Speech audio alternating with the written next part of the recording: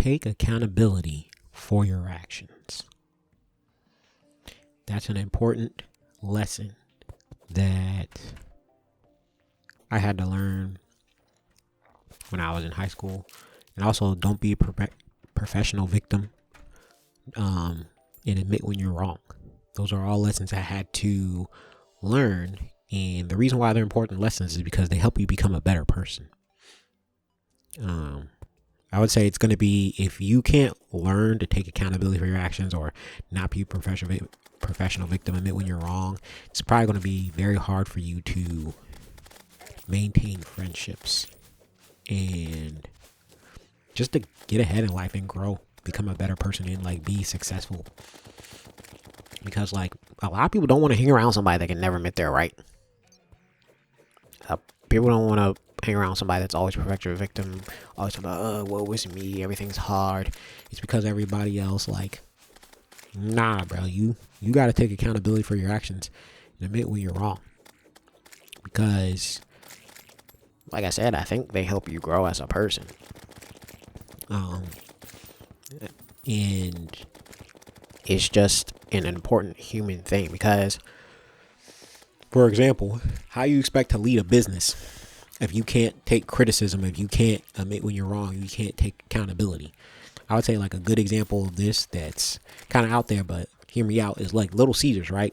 Now, some of y'all might not be old enough to know, but Little Caesars was a pizza chain. It was like I don't know when it started, but it was alive in the 90s because I remember having it in the 90s. And I remember Little Caesars sucked in the 90s.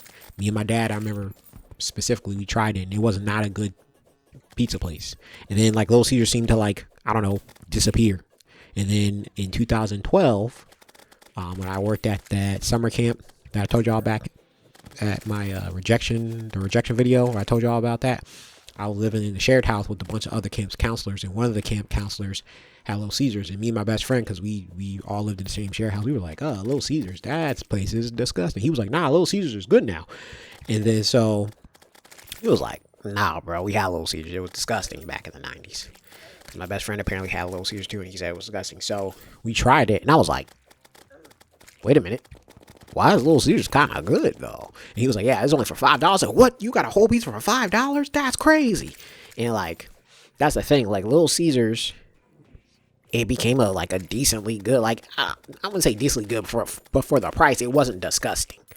Now, somewhere along the lines, they took that whatever criticism, because I guess a lot of people didn't like Little Caesars. It wasn't that good of a pizza place, but they took the criticism, and then they worked on themselves, improved themselves, and then they came back, and now they're like one of the most successful pizza chains around in the United States. Like, people don't really go to Little Caesars for the quality, though. They go for the price. But I do think the quality increased, because before, I remember the quality was just absolute garbage. You couldn't eat it. But now I'm like, at least you can eat it. You know what I'm saying? So my thing is like, I don't understand how you're going to be, if you want to own a business, if you want to do anything, like you're going to have to be able to take criticism and admit when you're wrong, because you're not perfect. And I know the world likes to be like, you don't have to change who you are. You're perfect the way you are. And everything is good. And you, no, you're a human being. You're flawed. And if I get on my Christian mini rant, some of y'all don't want to hear, like I said, skip if you don't want to hear it. But if I get on my Christian mini rant, the only perfect being is God, Jesus Christ. Anybody talking about, you're perfect the way you are, you don't have to change, you're perfect, that's a lie from the devil. Because no, you are not perfect. You are flawed. You are a flawed human being, and because of sin, that's just the way it is. Like, ain't nobody perfect. But anyway, you gotta put your pride and your ego aside and admit when you're wrong. Because I know for me, if I put some of my family business, my dad has a tendency to not. He's definitely not as bad as he used to be when I was a lot younger and stuff. He used to like always never admit he was wrong, and he has a tendency to do that. And I used to have a problem admitting I was wrong and taking criticism, and a lot that had to do with my childhood and how I was raised, because I was criticized heavily as a child, specifically from my dad. Like, it didn't matter what I did or like how many mistakes. Like, I could always do better. Well, I won't say always, but a lot of times I can do better. And then like I could like never make mistakes. His big thing was like never make a mistake. You get like one chance to make a mistake, and then that's it. You better not be making a mistake one or two or three times, because it's like, nah, one chance to make a mistake. And depending on how big the mistake is, you might not even get a chance to make a mistake, depending on how big it is, because I should have known better or whatever. But like, I was heavily criticized a lot. I know, especially from my father as a kid. You know, when you're a kid, young kid, all you care about is like your father's approval. At least that's what I cared about. And so being heavily criticized, and then I grew up with a lot of like low self-esteem, insecurity issues, because I dealt with a lot of stuff, like just in bullying and stuff in school. Like, I used to not be able to take criticism. And I remember it was a conversation me and my dad had. I think I was around 16. And we had been getting into it because we used to butt heads a lot.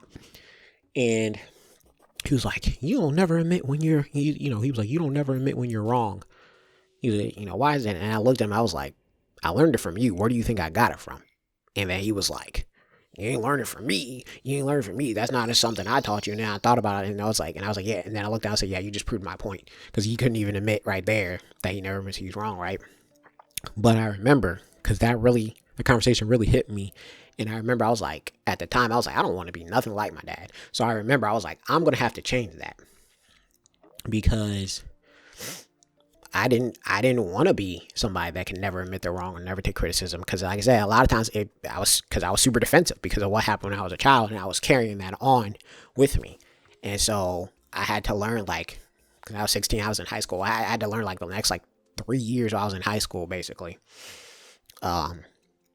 to kind of let down my guard and not always take things so personally. Because sometimes people will criticize you or whatever just because they want you to do better. Everybody's not out here to criticize to make you feel bad about whatever. But I had to learn to kind of let go of a lot of the issues I had as a kid. And it definitely helped. It definitely helped because, like I said, you're able to grow. And one thing about if you become, if you don't always are a professional victim, is you're able to be a lot more teachable. And I would say it's probably a lot easier for you to have friends and stuff too. And I would say working in the hotel industry, that also helped me. I think because I had worked through my issues, I was also able to get a job working customer service in the hotel industry. Because in the hotel industry, you're going to be apologizing for everybody's mistake, not just your mistakes, your coworkers' mistakes. People be mad at you in the hotel industry. Let your coworker make a mistake where they misbook something, because I worked at the front desk for most of my hotel industry journey.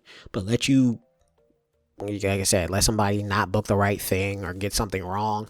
Them guests, that's what we call them, people that checked in, they do not care, bro. And they'll be mad at you for not knowing stuff. Like, if you come into work and the guest is like, oh, well, this person did this, blah, blah, blah, why do you not know about that? And it's like, because I was at home and I don't work at this job 24/7. Like, why are you yelling at me? I didn't know. But they don't care. They don't want to hear that. When somebody mess up, they don't want to hear that you don't know what's going on. All they want to hear is sorry. So I used to say sorry all the time, like to the point where I would come home and I would just apologize. And my parents were like, bro, you always say sorry all the time. I was like, sorry. It's a habit from work. Because literally saying sorry usually appeases that person. A lot of times, I ain't gonna hold you. A lot of times we might not mean sorry. A lot of times we might say sorry because even if it's a real thing, we'll say sorry because, oh man, I'm sorry that happened to you. But a lot of times we'll say sorry to at least get you out of my face. Like, that's why I'm saying it. But it helps because, like I said, sometimes you'll have to cover for your coworkers or whoever, obviously yourself. So I would say working in the hotel industry, you learn to take accountability for not just your mistakes, but other people's mistakes too. And like I said, it's just a good skill to have. And I say you definitely don't want to be a professional victim and always make excuses and always try to blame other people, because I see people do this when it comes to relationships too, where like, you get broken up with and person's always, some people are always like, oh, well, it's the other person's fault. It's because of them and X, Y, and Z. And it's like, yeah, that could be true. But like after, like I said, 3 or 4 relationships and you're still like, oh, it's because of the other person. Well, I'm sitting here thinking, well, you've been in 3 to 4 relationships and it's always the other person. I don't know, bro. It seems like you might be the common denominator. Maybe you're the reason why. But some people, they don't see that. Just like I mentioned before in the relationship video that I posted about being selfish, the guy that was always like, oh no, it's because I'm lonely and depressed, and if I have a woman, like, he was not trying to take accountability for his actions at all. Because like I said, people were trying to be like, hey man, maybe get a job or get a good job, or like, focus on not being homophobic yourself. He was like, no, no, no, no, no, no. It's because I don't have a girlfriend. That's why my life is the way it is. And it's just like, no, bro. You just say you're depressed and unmotivated and sad and lazy. Maybe those things. Maybe you should focus on those things instead of thinking a girl is going to magically solve your problems. So, like I said, taking accountability for your actions it's a good skill to have as a human being. And I do think it'll help you grow as a person. And you'll learn a lot of stuff.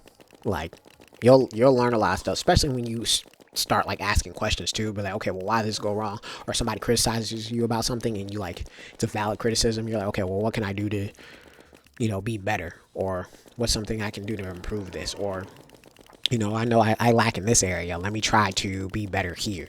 So, like I said, instead of making excuses all the time, instead of trying to be a professional victim, never take accountability, put your pride, put your ego aside, take accountability for your actions. And like I said, you'll become a better human being. You'll be able to maintain friendships. Maybe job opportunities will line up for you. Like I said, it's just a good overall skill to have. All right. Have a great day. Peace.